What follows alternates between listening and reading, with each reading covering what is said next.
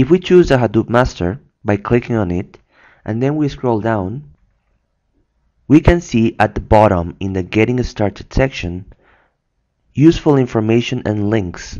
So for example, it says here that you do need to have the IP address of the master node before you start launching data nodes, and that the data nodes will be adding themselves to the cluster automatically as they come up.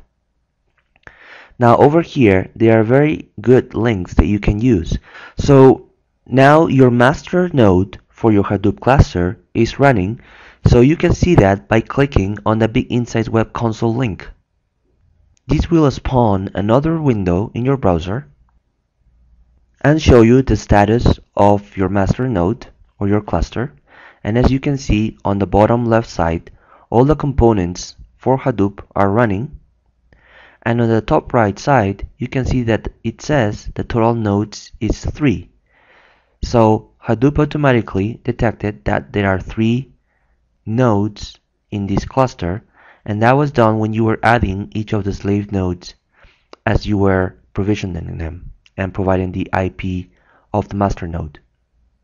Now going back to the control panel, these other links will provide you some other information about your Hadoop cluster, and actually they are all summarized on the first link, which is the Big Insights Web Console. The Big Insights Web Console provides you a nicer interface, while these other links are provided from the Hadoop Apache open source project. So the way they look are not so sophisticated. So for example, let me choose the first one for name node status, and then you get information about your cluster, but similar information as mentioned earlier can be found from the Big Insights Basic Edition Web Console.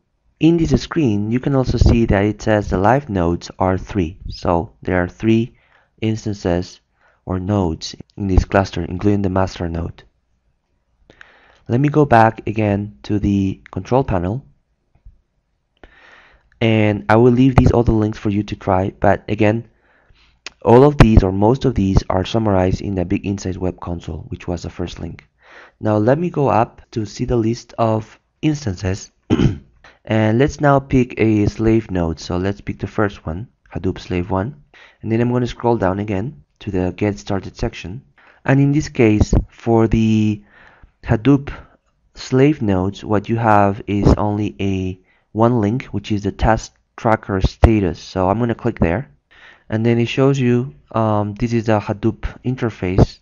We don't have the Big Insights Web Console for the data nodes or slave nodes, and in this particular case we're not running any tasks, so all information is pretty much empty. So let me go back to the control panel, and now we have our cluster ready to be used.